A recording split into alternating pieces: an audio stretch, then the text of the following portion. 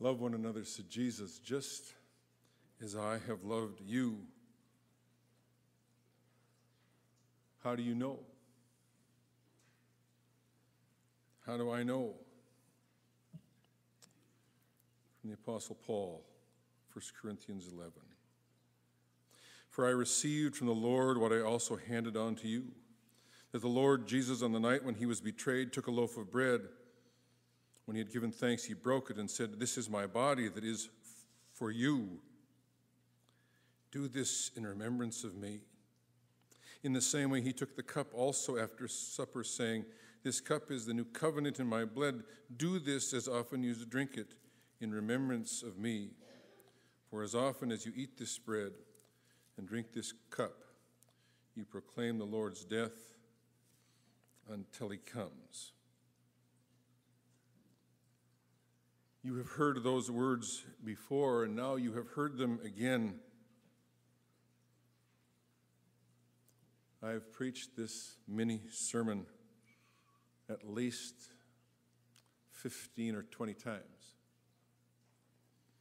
I wrote it when I was 28 years old, and that's a forever ago. Listen to Jesus' words as an answer to the question, but listen to someone else as well. A man named Francis Thompson, an almost forgotten romantic poet from England. He was a heroin addict. He wrote this just off the streets of London, rescued by some of the great poets of his day. They took him into their homes, saw his genius, gave him food and shelter, and Francis would end up out on the street again. It happened more than once or twice. But in some way or another, I find this the most self-reflecting poetry I've ever read.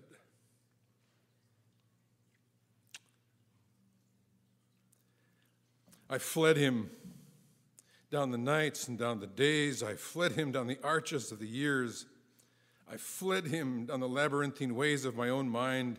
In the midst of tears I had from him, and under running laughter, up vistaed hopes I sped and shot, precipitated down titanic glooms of chasmed fears. From those strong feet that followed after, but with unhurrying chase, in unperturbed pace, deliberate speed, majestic instancy, they beat, and a voice, capital V, beat, more instant than the feet. All things betray thee, who betrayest me. That's the end of Thompson.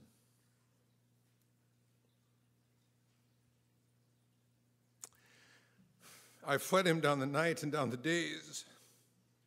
I fled him in the sheer pleasure of being young. I fled him in the halls of high school and college. I fled him even to a seminary where theology might hold him at bay. I still flee him in daily duties, in playing pastor, in being busy. I will probably always run from him, sometimes faster, sometimes slower. Always afraid that if he catches me, I will no longer be mine. I will be his.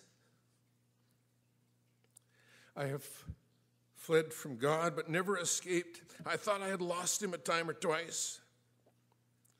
But in the silence, I could still hear those strong feet following ever after, always close behind.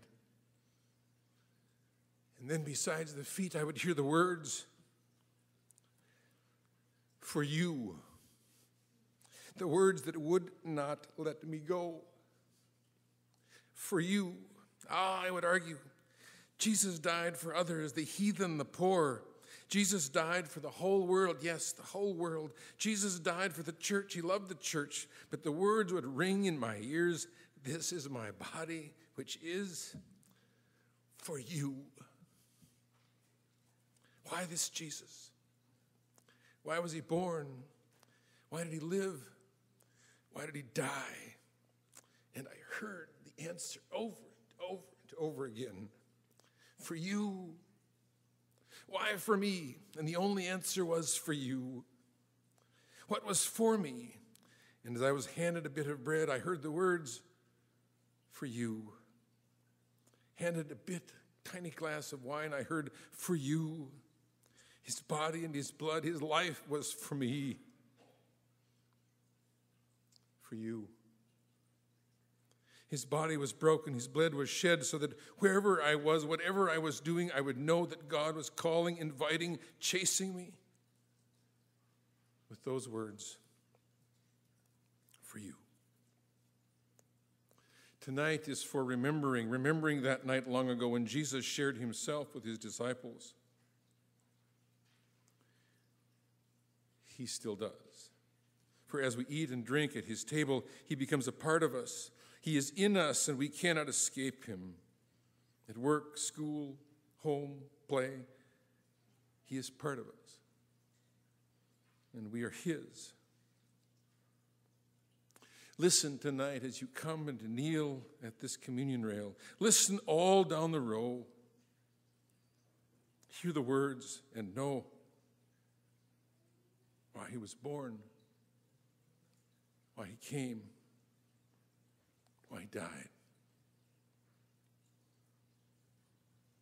For you. For you. And for you.